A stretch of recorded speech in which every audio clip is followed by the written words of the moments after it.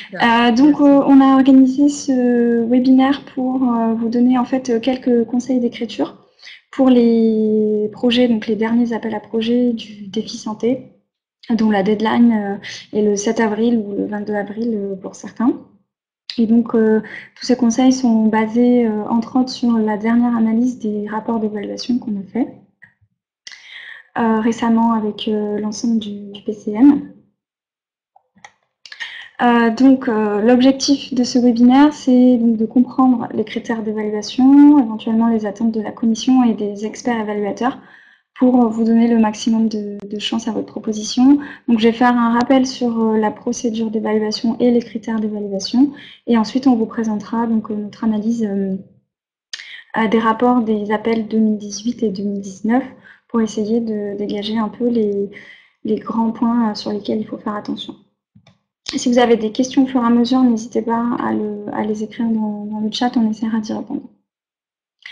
Donc pour rappel, la procédure d'évaluation, elle se fait en 3 étapes. Donc d'abord, il y a une évaluation individuelle par des experts. Donc chaque proposition est évaluée par au moins 5 experts différents, en ce qu'on appelle remote evaluation, donc de chez eux. Ensuite, il y a une première réunion de consensus. Donc là, tous les experts qui ont évalué la même proposition sont réunis.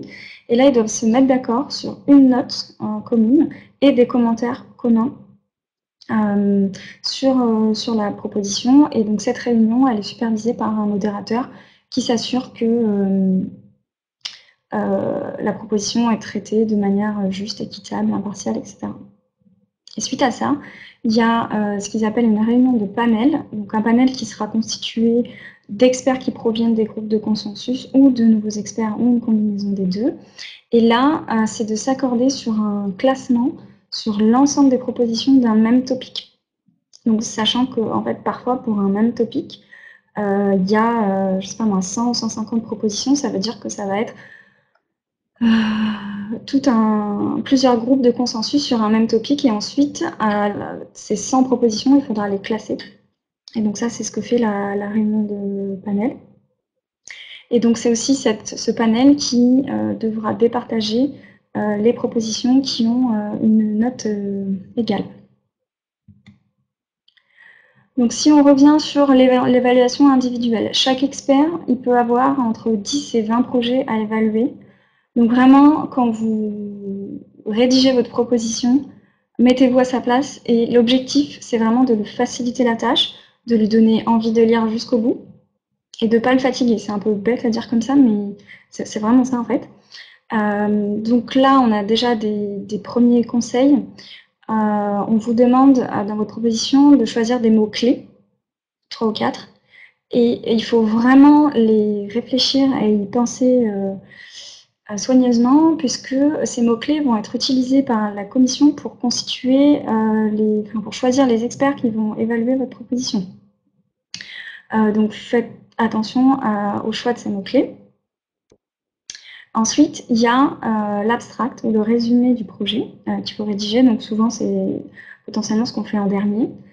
Et peut-être un peu rapidement aussi, il faut vraiment, vraiment soigner aussi ce résumé du projet et faire attention parce que c'est ce que va lire l'expert en premier. Et donc, il faut le mettre dans de bonnes conditions, que ce soit clair et encore une fois que ça vous donne envie d'aller jusqu'au bout. Donc, vraiment ne pas négliger ces deux parties. C'est pas ces parties sur lesquelles vous allez passer plus de temps, mais c'est important parce que c'est les premières choses qui vont être lues. Encore un conseil global, c'est de suivre la structure du template pour fournir les éléments demandés à l'endroit attendu. Là encore, c'est pour faciliter la lecture de l'expert parce qu'on va voir, il a un certain nombre de critères à évaluer et il va aller les chercher dans des sections précises. Donc, c'est plus simple s'il n'a pas à retrouver un élément dans 4 parties différentes, etc. Donc, encore une fois, faciliter sa lecture et les rassembler à un même endroit, un même élément qu'il doit évaluer. Donc les dossiers du défi santé sont assez gros, donc c'est maximum 70 pages. Donc là, c'est bien précisé dans le template. Les 70 pages, c'est pas un objectif. c'est le maximum. Donc vous pouvez tout à fait avoir un dossier plus court. Donc je sais que même 70 c'est court et que des fois on n'a pas le temps de tout mettre. Mais encore une fois, pensez à l'expert. S'il a 10 ou 20 dossiers, voilà, si votre dossier fait que 50 pages, c'est parfait. Cela dit, il faut quand même qu'il y ait tout dedans. Et enfin, dernier conseil général, ne pas hésiter à utiliser tout ce qui est schéma, tableau, graphique, etc. pour faciliter la lecture. Ça ne veut pas dire qu'il faut en mettre à chaque fois, mais si un graphique permet de gagner 2 paragraphes et de faire gagner du temps à l'expert pour comprendre ce que vous voulez dire, n'hésitez pas à les utiliser. Et enfin, à savoir, toutes les pages qui vont au-delà de 70, elles sont automatiquement coupées, donc les experts ne les recevront pas. Et vous ne pouvez pas non plus ajouter des lettres de soutien. On a eu un message de la commission très clair qui disait « Arrêtez de joindre des pièces de lettres de soutien de quoi que ce soit, d'association de patients, de quelqu'un qui sera au board, etc. Ça ne sera pas transmis, il n'y en a pas besoin. En fait, tout ce que vous voulez indiqué, ça doit être indiqué dans le corps du dossier et pas de pièces jointes. Voilà pour ces conseils généraux. Ensuite, pour la réunion de panel, donc la troisième étape, le classement, il y a bien souvent en fait des propositions avec des notes égales, puisqu'on note de demi-point en demi-point. Et donc, il y a des critères pour départager qui sont bien établis, c'est pas au choix des experts. Et ces critères sont décrits dans l'annexe générale, la section H, mais je vous les ai remis ici. Donc le premier sous-critère pour départager, à note égale, ils vont privilégier la proposition qui traite un sujet qui n'est pas déjà traité dans les projets financés. Donc si il y a déjà, moi je sais pas, 3 projets sur le cardio, ben, le 4e projet cardiovasculaire, ça ne sera pas financé, ils vont prendre celui qui va traiter, je sais pas moi, une autre thématique. S'il n'y a pas moyen de départager sur les thématiques, alors là c'est très simple, on prend la note excellence. Donc ce sera la proposition qui a la meilleure note en excellence qui sera privilégiée, et si c'est encore égal, ce sera la note impact. Et dans le cas d'action d'innovation, là, évidemment, ce sera le critère impact qui sera examiné en premier. Et ensuite, donc c'est pas souvent qu'on arrive jusque-là, mais c'est quand même intéressant à savoir, si c'est encore une égalité, là on va regarder la proportion du budget alloué aux PME dans le consortium. Donc si il y a un consortium qui alloue plus de budget à une PME, il sera classé en premier. Et enfin, on va regarder l'équilibre des genres dans le consortium. En ce qui concerne les personnes responsables des tâches, des work packages, etc. Donc, ils vont regarder si votre consortium respecte plus ou moins la parité. Et enfin, alors là, ça m'étonnerait que ça arrive très souvent, mais s'il y a encore un choix à faire, bah là, ils vont le faire en fonction de la thématique et de voir les synergies entre les projets, etc. Mais ça, c'est vraiment en dernier recours. Donc, pour répondre à la question du chat, on vous enverra les diapos juste après, pas de souci. Le webinaire est enregistré, vous pourrez aussi le revisionner. Donc, les propositions sont évaluées sur 3 critères, donc excellence, impact, implementation. Donc, je vous invite vraiment, si vous ne l'avez pas déjà fait, à aller voir ce qu'ils appellent le Self-Evaluation Form. Je vous ai mis le lien sur les slides. Ça permet de voir tout ce qu'on va vous expliquer après, la méthode, les critères qui sont regardés, etc. Et pour les notes, donc pour noter entre 0 et 5, donc là, vous avez le détail. En gros, si c'est excellent, bah, vous avez 5.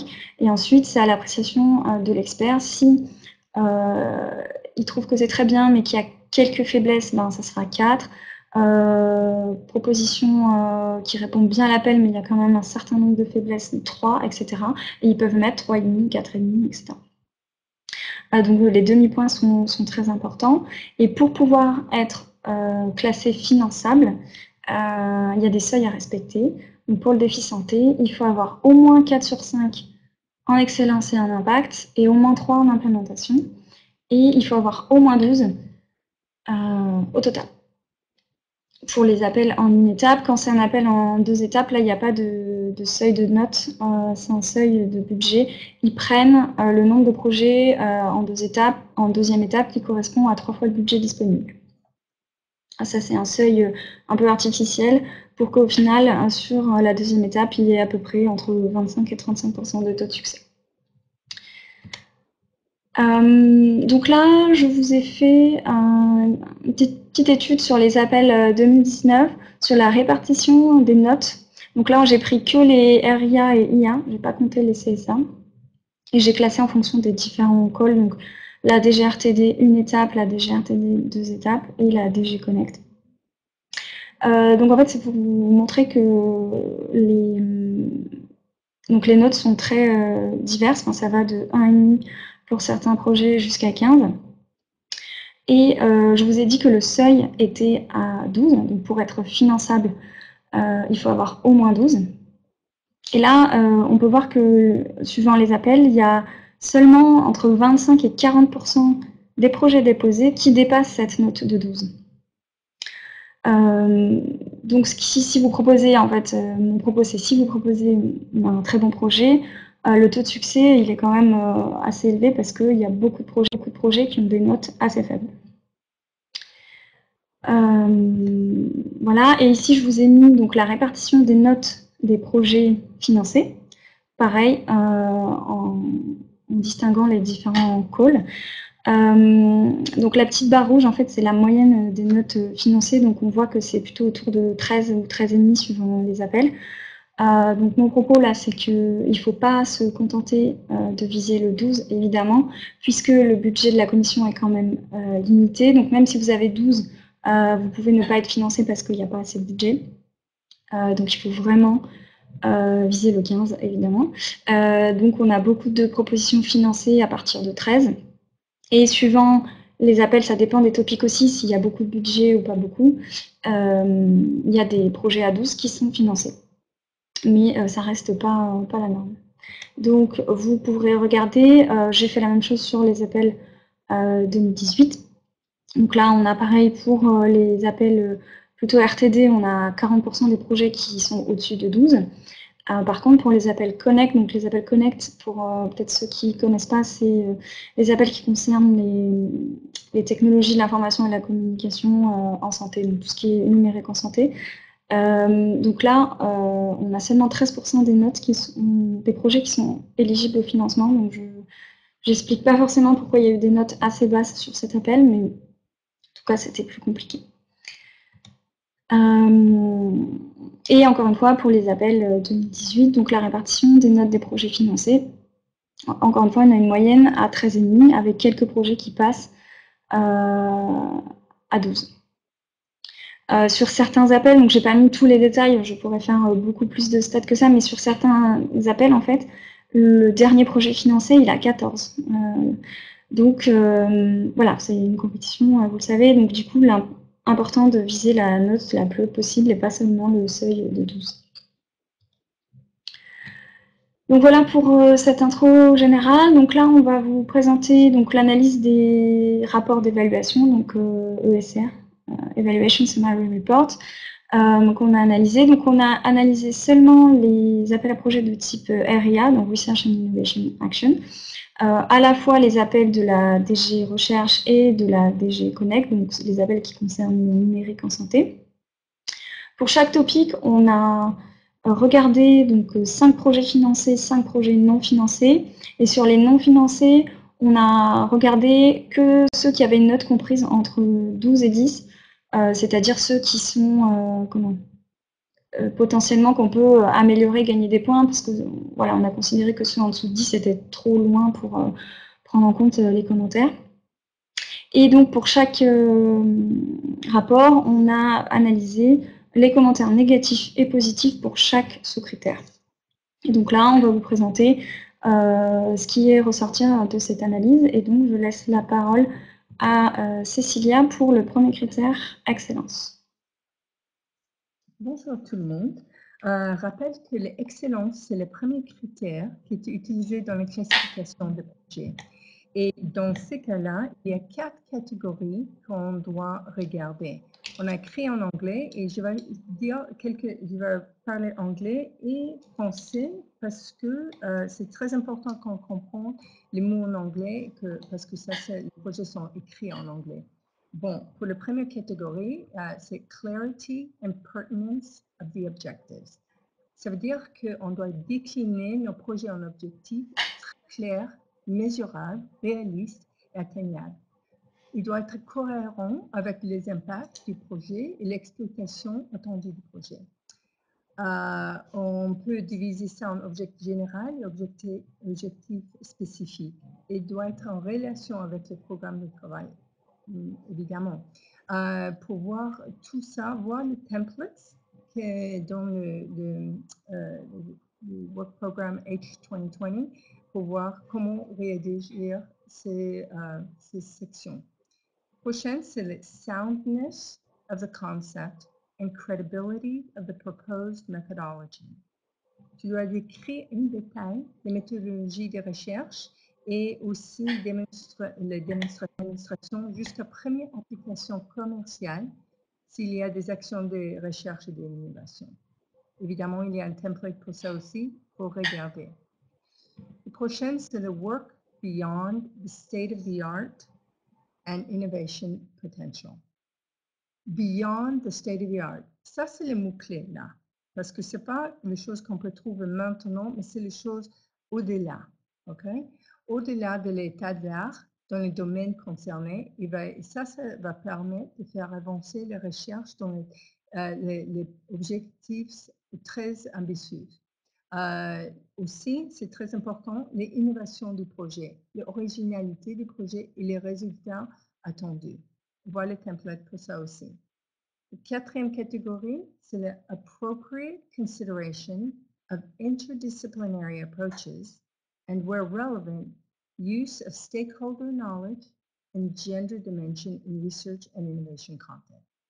Tous ces mots, chaque mot est très important. On ne peut pas simplement mettre une focus sur une partie de cette phrase. C'est tout. On doit prendre en compte tous les parties prenantes de la conception du projet jusqu'à la fin, mettre en avant l'interdisciplinarité et décrire la prise en considération des genres. C'est mieux que si on a une balance entre hommes et femmes. Et à la fois de la recherche et dans la composition de consortium. Voilà le template pour ça aussi. Now, quand on a regardé tous ces projets, on a pas mal de PCN santé que nous tous a fait ce travail. Il y a des points positifs et des points négatifs. Okay? Et pour le point positif, c'est, je vais parler en anglais ici parce que tout était fait, tous les commentaires sont en anglais aussi. So, voici. Regarding clarity and coherence, the objectives of the project need to be clearly outlined, pertinent, and well described. Okay? Your methodology needs to be, oh, I see somebody needs, I have to speak louder. Okay. So your objectives need to be clearly defined, pertinent, and well described. The methodology needs to be credible and described in detail. This is the point when you're talking about excellence that you really have to go into detail about how clear and well conceived your project is. You have to, if you have experimental design, you need to put that in and show how excellent it is. And what's really important is the association between the different work packages. Another point that was identified by the evaluators is the aspect of novelty. And I talked about that a little bit before. This shows how the project is beyond the state of art. What's innovative about it? Are there innovative therapy approaches? Are there innovative ideas within? There has to be clear potential here. And of course, what the EC is looking for is groundbreaking objectives. And why this is so important is because they're using their money, their member states' money, to actually promote ideas that are going to make Europe a better place, better society. Another idea is preliminary data. if you're using preliminary data, it needs to come from, and it's very good that it comes from existing cohorts, and it should be all the better if you can base this on previous framework projects, biobanks. You also have to have all of this data well supported by your bibliography, okay? And you have to build on robust preliminary work, build on preclinical data. Regarding stakeholders, these are very important, and in the project, you need to include the relevant stakeholders that are appropriate for the project, like patient groups, medical communities, policymakers, World Health Organization, whoever you feel is appropriate for the project at hand. And then you also have to show that the usage of their knowledge is appropriately addressed for the project. It's not just that you're going to inform them, but their knowledge that they have is also going to be used in the project. They're also very, very important, interdisciplinarity between work projects and partners. So the EC is looking for a coherent package that you're offering them. So the work packages have to make sense and kind of flow together, as well as the partners within the project. Like we talked about before, the gender aspect. There has to be a nice balance between male and female work package leaders, especially, as well as other people within the project. Of course, as you've heard about this, if you've been following anything about what the EC wants, dissemination and communication is very important, has to be clear and measurable. Now, down below, I've put an example of what one of the evaluators has mentioned. This is the actual wording that they've said about a project that was ranked really high and, of course, that was funded. And they said, objectives are clear and well-defined, pertinent, and in line with the call topic. The concept is elaborately described, sound, and gives clear ideas on group healthcare model. The model has been shown to reduce inequalities in service utilization and improve the quality of services.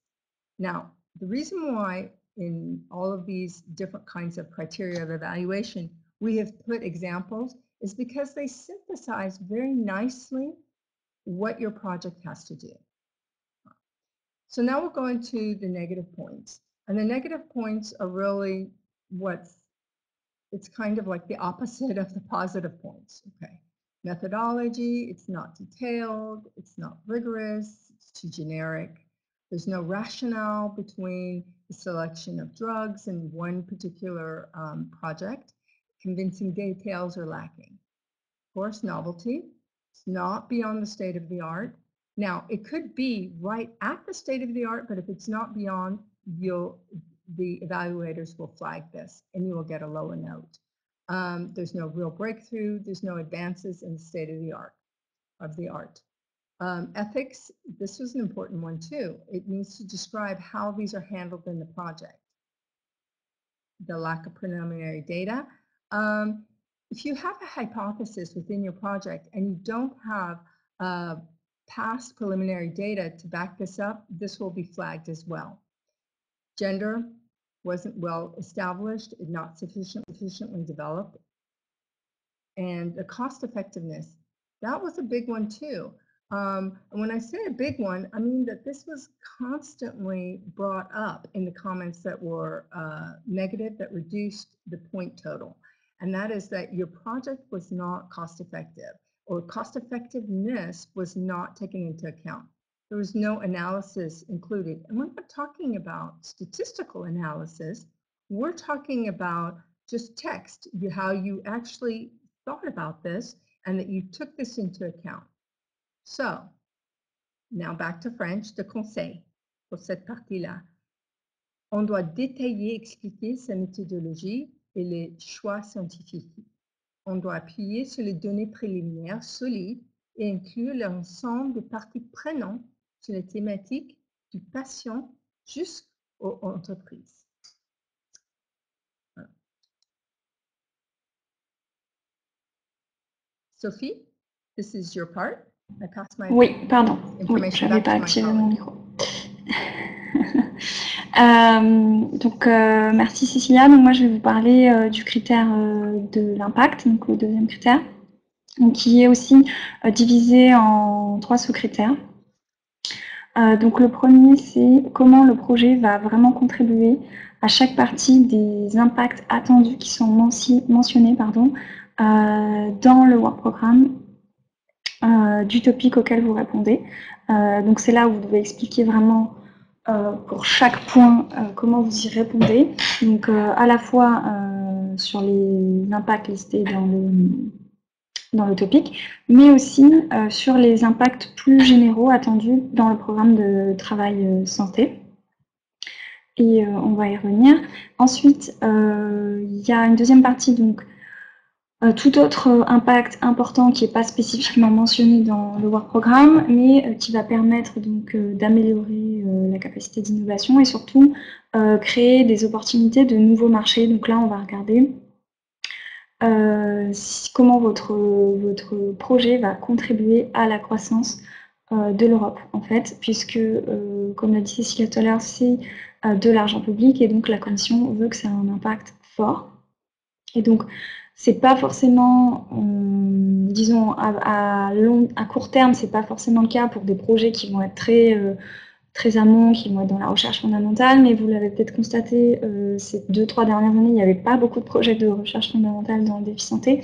Donc c'est là où vous allez notamment décrire l'impact des PME qui seront dans votre consortium. Ensuite, il y a une grosse partie qui est des plans d'exploitation et de dissémination des résultats de votre projet, très important, puisque la commission finance vos projets, elle ne veut pas que tout soit stoppé au bout de 4 ou 5 ans, il faut qu'il y ait vraiment une plus-value, et donc qu'est-ce que vous allez faire de tout ce que vous allez produire dans votre projet. Et ensuite, très important également, les actions de communication adaptées à chaque public, on va voir dans l'analyse des ESR. Donc en ce qui concerne la partie des expected impacts, ça c'est très important parce que c'est une section dédiée dans le template. C'est dans le topic auquel vous répondez, il y en a peut-être 3, 4, 5, 10 de listés. Et votre projet doit être construit pour vraiment répondre à tous, c'est pas au choix. Et si vous n'y répondez pas, ça sera très mal noté. Et surtout, dans cette partie, il ne faut pas seulement se contenter de dire que vous allez atteindre tel impact, mais comment vous allez mesurer et quantifier comment vous progressez vers cet impact. Puisque dans les points positifs, on a voilà, qu'il y a ce qu'ils appellent des KPIs, donc des Key Performance Indicators, qui sont mesurables et quantifiables. Et donc, en regard, la section impact notée négativement, c'est relevé quand les KPI ne sont pas expliqués ou pas décrits ou pas réalistes aussi, et qu'on n'explique pas bien comment on va effectivement mesurer le progrès. Donc c'est très important d'accorder du temps à cette section pour ne pas perdre de points. Pour la section plan d'exploitation et dissémination, donc là, quand c'est bien noté, on relève que donc, les plans sont bien adaptés à chaque type de public, qui sont donc, designés et adaptés à la complexité des end users, avec des mesures effectives, bien décrites, cohérents, etc. Donc, commentaires positifs. Et en regard, les commentaires négatifs, par exemple, on avait not include how to translate results into improvement. Donc, ça c'est très important. Ou pas adapté au public ciblé. Ça c'est très important. Et en ce qui concerne le plan d'exploitation, lorsqu'il y a donc quelque chose à commercialiser potentiellement à la fin de votre projet, c'est très important d'inclure un business plan. Donc c'est pas obligatoire pour tous les projets parce que ça s'y prête pas, mais si ça s'y prête, il faut vraiment travailler avec, je ne sais pas si la PME qui va exploiter vos résultats est déjà au sein de votre consortium, expliquer clairement quel sera votre business model, comment vous allez atteindre le marché, etc.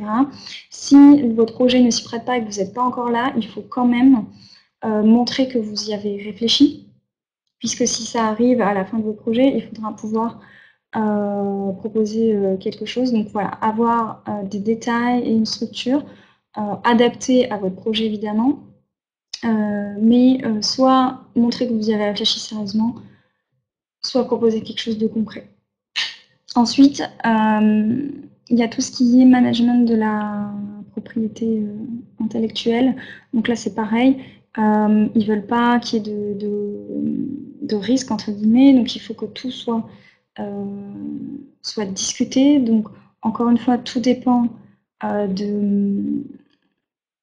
où en est votre projet en termes de est-ce qu'il est pertinent de déjà discuter de ça en détail ou voilà, mais montrer que vous y avez réfléchi et que soit si c'est très tôt dans votre projet que vous avez déjà des idées et comme là on a noté dans les points positifs, appropriate discussion, good proposed approach, et dans les points négatifs, ça a été relevé que la gestion entre les partenaires manque de détails, c'est pas clair ou c'est pas suffisamment discuté.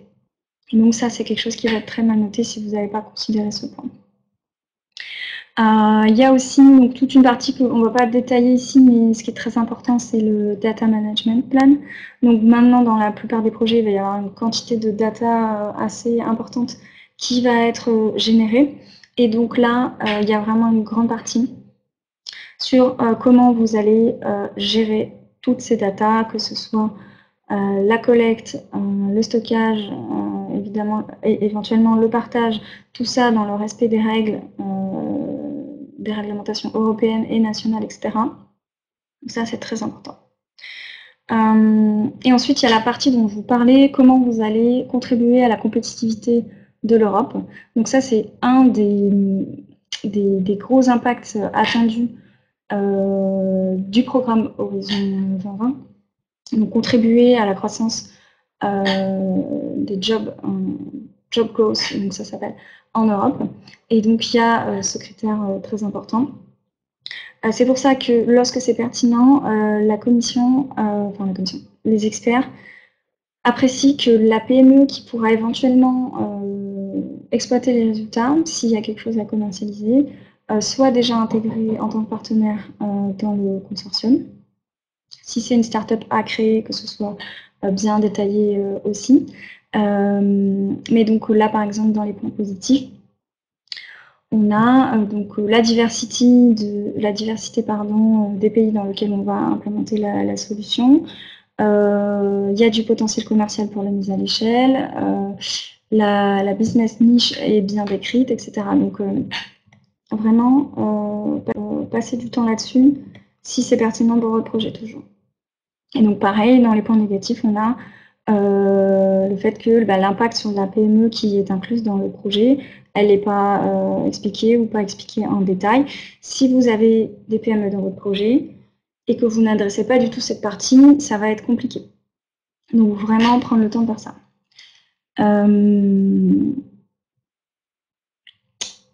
Ensuite,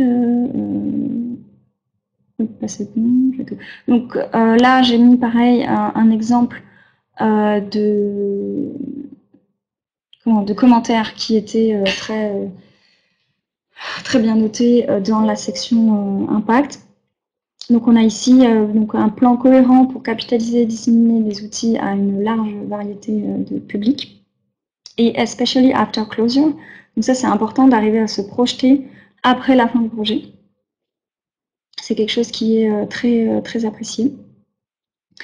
Use of policy brief in deliberative dialogue. Là aussi, l'impact sur si par exemple votre projet développe quelque chose d'organisationnel, comment vous allez maximiser votre impact en incluant les décideurs politiques, par exemple, et transformer vos résultats en quelque chose de concret. Donc ça, c'est très important. Donc globalement, les conseils qu'on a retirés de ces analyses, donc c'est que il y a aussi, je n'ai pas forcément souligné là, mais bien détailler et adapter sa stratégie de communication et de dissémination à chaque audience et utilisateurs finaux. Donc ça, c'est très apprécié. Si par exemple vous adressez à des professionnels, à des citoyens, à des patients, il va y avoir une stratégie différente pour les atteindre et donc proposer des choses concrètes et adaptées à chaque public. Donc en ce qui concerne le plan d'exploitation des résultats, ça, je ne l'avais pas vu dans les analyses précédentes, mais donc on apprécie qu'à l'échelle du projet, il y ait un plan d'exploitation des résultats. Mais j'ai vu les commentaires également à l'échelle de chaque partenaire. Je ne l'avais pas vu avant ça non plus, mais là, apparemment, chaque partenaire avait aussi fait voilà, un plan d'exploitation à son échelle, puis à l'échelle du projet. Donc ça, c'était souligné positif quand c'était fait. Et donc, surtout, je le redis, adresser chacun des impacts attendus listés dans l'appel et prévoir donc ces fameux KPI, je ne sais pas comment on dit en français, désolé, qui soient adaptés et surtout mesurables. Donc, je vais prendre les questions. Donc, comment une PME peut garantir et être crédible pour le scale-up? Bah là, ça va dépasser mes compétences. Je ne sais pas si Cécilia, tu as des éléments de réponse. L'enregistrement de la Non, je n'ai pas les éléments de réponse, mais je n'ai pas les éléments de réponse, mais on peut le trouver à ça et répondre plus tard. Ok. On doit trouver les réponses à ça, je ne sais pas. Deuxième question, oui, le webinaire est enregistré, on vous le transmettra. Et dernière question, is one SME created recently enough to satisfy the SME participation query? Je ne suis pas sûre de comprendre la question. Est-ce qu'il y a une date, enfin, est-ce que la PME doit être plus ou moins récente pour... Alexandra, si tu peux préciser ta question, je n'ai pas compris. Donc on va avancer et on reprendra les questions après. Donc si la PME est jeune, est-ce assez robuste? Bah, là encore une fois, c'est compliqué de répondre parce que tout dépend du projet. En fait, si c'est pertinent que ce soit elle et puis la PME, elle va grandir en même temps que le projet, enfin entre guillemets quoi, parce que le projet il va durer sur 5 ans, donc en fait il faut être capable de se projeter. Mais du coup, ça revient à la question d'avant, comment garantir que cette PME est crédible? Donc ça, je dirais, tout dépend du projet et du domaine. Il n'y a pas de réponse. Moi, je peux ajouter un petit chose. Si le PME est jeune, c'est aucun problème avec ça. Non, pour voir le scale-up, je peux pas répondre à ça, mais on a vu le projet où il y a des PME qui sont startups et qui sont très bien intégrés dans les projets acceptés. On sait que, comme on a vu ça, il n'y a aucun problème avec ça. Oui. Et donc oui, les diapos et l'enregistrement seront distribués après.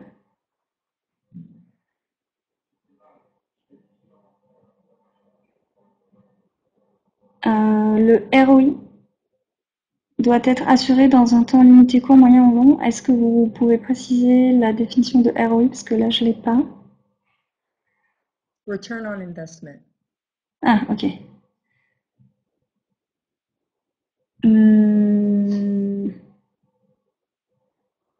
Je ne suis pas sûre qu'il y ait un critère, enfin, je ne crois pas qu'il y ait une attente particulière, un critère qui dit que ça doit être dans un temps court, moyen ou long. Encore une fois, le problème c'est que ça dépend du projet. Et en fait, pour un même appel, des fois on va avoir des projets très amont ou des projets très aval. Et en fait, ce qui va être regardé, c'est la pertinence de ce que vous proposez par rapport à votre projet, à vos partenaires, à vos objectifs. Et du coup, peut-être que dans ce que vous proposez, on va très bien comprendre que ce soit dans un temps long. Et par ailleurs, si d'après ce que vous proposez, les experts estiment que ça doit être dans un temps court, enfin voilà. Le problème, c'est que tout dépend de votre projet. Il n'y a pas de règle.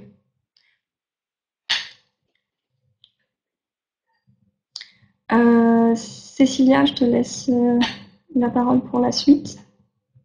D'accord, très bien.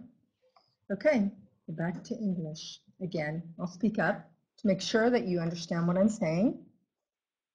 Okay, criteria of evaluation, implementation. This is the last of the criteria. There are again 4 categories that we need to look at.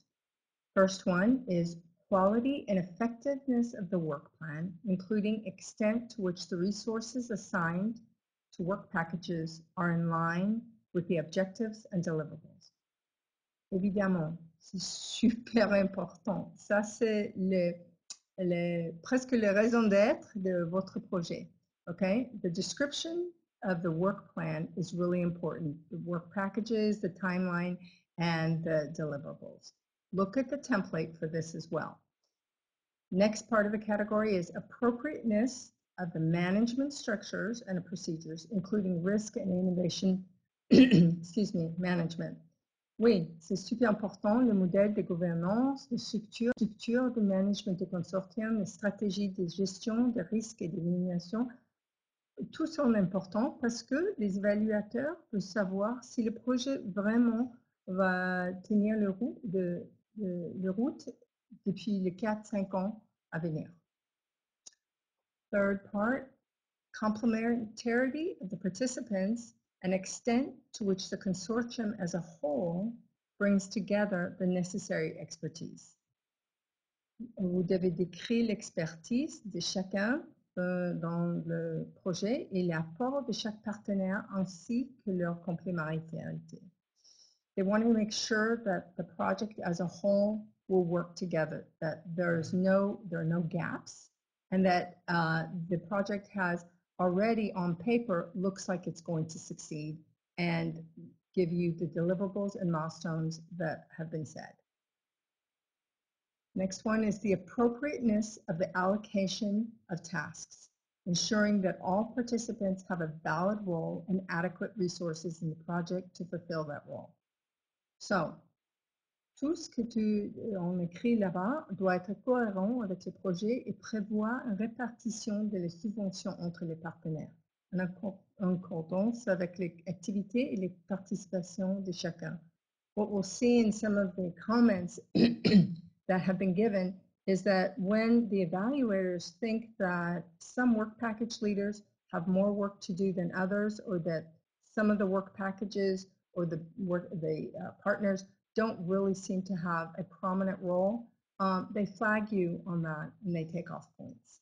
So now we'll see in more detail what are the comments. Okay, like again, the positive points and the negative points. So first off, we have the clarity of project description, management structures, risk management plan, task allocations clear, well described and well balanced. And in bold, you see risk management plan. We have to have a mitigation plan. What happens if one work package doesn't fulfill its deliverables? How will the project continue and what will you do about it? This is quite important for them. Then there is the balance. Oh, well, I'll go into the negative point because it goes along with the clarity of project description. It's the lack of clarity and description. And what they're talking about here is the validation of results is not well described, management structure is not convincing, and also the proposed business plan is insufficient. The models need to be described. The models that you use in your project need to be described, and the consortium and the partners is not adequately described. So everything needs to be crystal clear on this point. The balance of powers in the positive points, the balance of powers, the task and budget between partners. There has to be a really good balance between the PMI and the academic partners, if you have them. Cross-disciplinary expertise, scientific and ethical board, advisory board with clinics. So this is another important part. Some projects didn't mention that they would have either scientific or advisory board or ethical advisory boards with clinicians, researchers, and experts. And this was flagged because most projects do need this because you need an outside view to make sure that your project is working well and going forward in the direction in which you've stated. So this needs to be taken into account, and also that if you have a small medium business at PME, if you have that, it needs to be really well written why they're in the project and how they contribute to the project throughout the duration of the project. Next one is the expertise of the partners. It's best to have renowned scientists in the field, and that there's a complementarity between the partners. Something that was really flagged as something that was positive was that there was a history of collaboration amongst the partners brought together in that particular project, or also that let's say there's a project where you're working in Africa or you're working in China.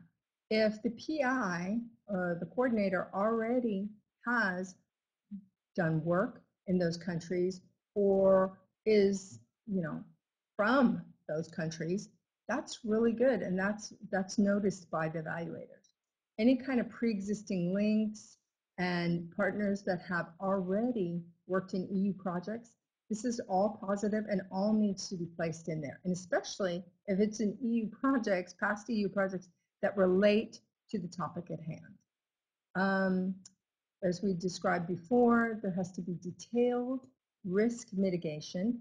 That means that you have to detail your risks and what you're going to do to reduce or eliminate them, okay?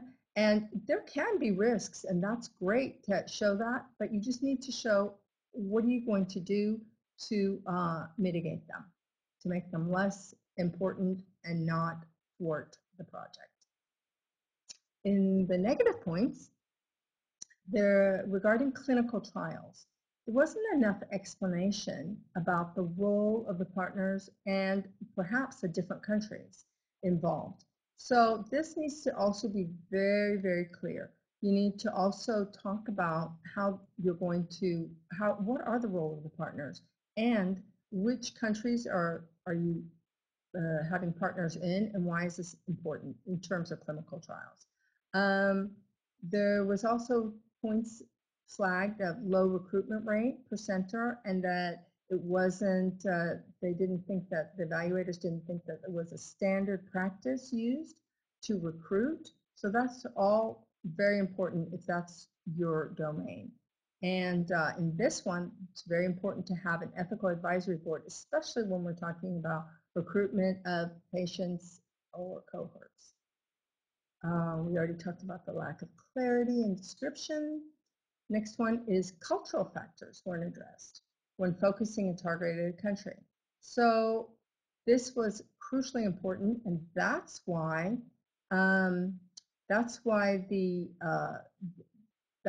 this is crucial. This is why when we have projects with Africa or Japan or some of the African countries, anywhere, we need to make sure that the cultural factors that could be important to the project have been addressed. So the experts need to know that this is a clearly thought out project from A to Z. Another important comment that was made was the consortium needs more expertise, okay? Some partners were assigned too many tasks, etc. Okay? Monitoring and evaluation. This is just standard practice, and we're just reminding you about this, that it has to be adequate throughout the project lifestyle. And as Sophie had said before, data collection is quite important here. So one of the examples that was given from the evaluator in terms of a very positive commentary for a high-ranking project was that the implementation is appropriate with clear roles, responsibilities assigned to the partners. The governance structure is duly described, well-placed to deliver planned team activities. The work plan is clear, in line with the objectives. Deliverables are suitable and congruent with work packages and their objectives. The persons assigned to the work packages are in line with the work expected and are well demonstrated. So I know this sounds like a lot, And basically, your project just needs to be crystal clear so that the evaluators aren't asking questions to themselves about these matters.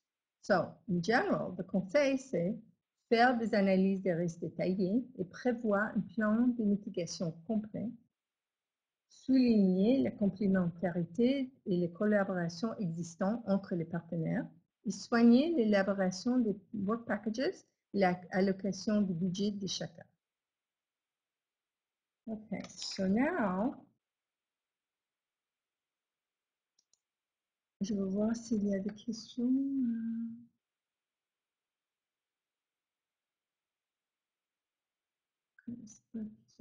Sauf que tu réponds, c'est bon. OK, now, pour ces dernières parties ici, sur les conclusions de tout ça, il y a une chose qu'on n'a pas discutée, mais c'est très important quand même, c'est les connaissances approfondies des textes officiels. On doit le facteur politique est très important, les grandes priorités des recherches, les stratégies européennes des recherches, l'approche cost-cutting. OK, so on ne doit pas savoir tout ce qui est sur le contexte politique, mais il faut vraiment placer ta proposition dans le contexte politique européen. Et pour répondre à toutes les phases de l'appel des projets, une suggestion, les choses qu'on peut faire, c'est dire que faire la liste de chaque point à traiter et présenter point à traiter présent dans les textes et de l'appel et les trouver dans les propositions.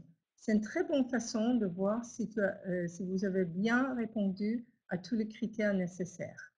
OK? Et demander à une collègue qui n'est pas spécialiste du projet de relire votre proposition. Donnez-lui une liste de quelques points pour vérifier s'ils peuvent les trouver dans votre proposition. Et le dernier, c'est que chaque truc positif, il y a toujours une partie négative qui va avec. So, si tu vois les choses positives, vois aussi que les parties négatives sont aussi valides pour quand tu rédiges ton proposition. Voilà. Et pour le dernier slide, maintenant que vous savez tout sur qu'est-ce que nos évaluateurs font, pourquoi pas devenir expert évaluateur? Et c'est super intéressant pour le faire. Et pour ça, il y a plein de choses. On a appris pourquoi devenir expert. Tu peux connaître la Commission européenne dans le domaine plus. Tu comprends les projets qui sont très, très, très importants. Et qu'est-ce que c'est le state of the art? Okay? C'est une rémunération. On est rémunéré à 450 € par jour. C'est pas grave, c'est pas mal, on peut dire.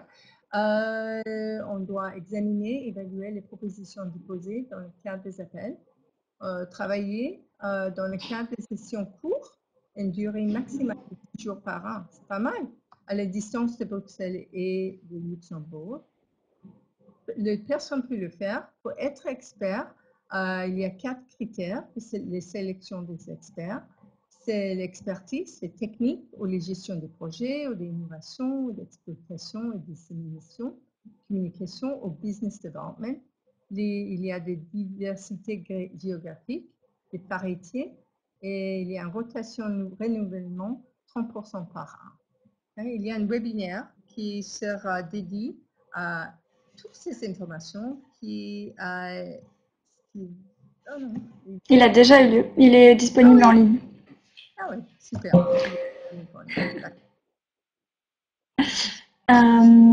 Pour l'expert, Sophie?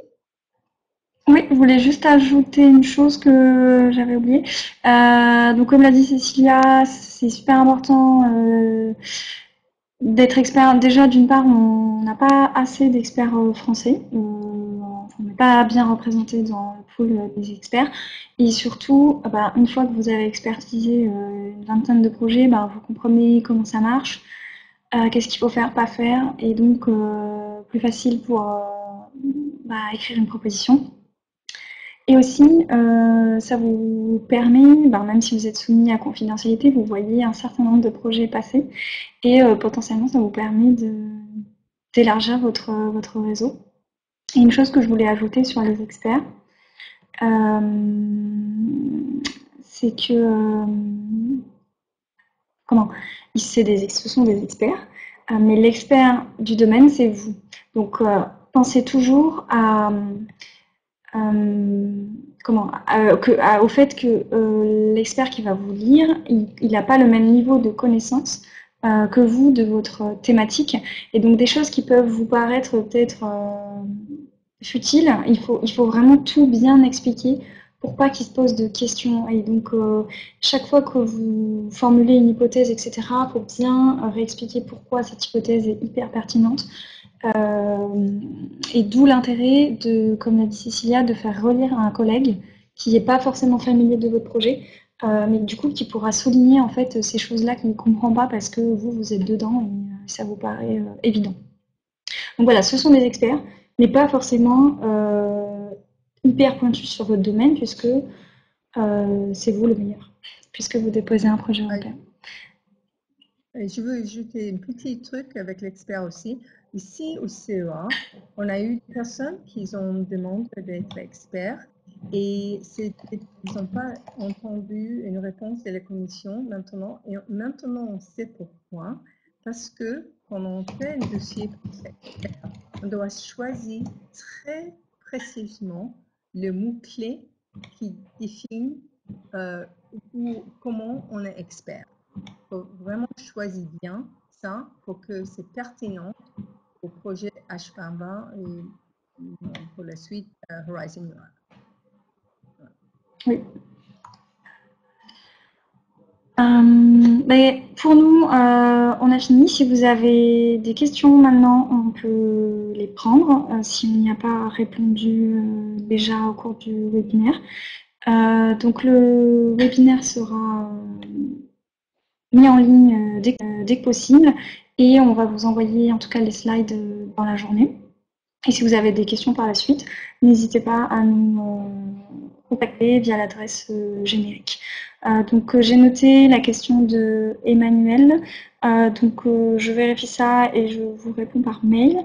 Et aussi la question de Yoram, on regarde ça et on revient vers vous par mail aussi. S'il n'y a pas d'autres questions, très bonne journée à tous et à bientôt. Bon courage pour le dernier mois avant la deadline. Merci beaucoup.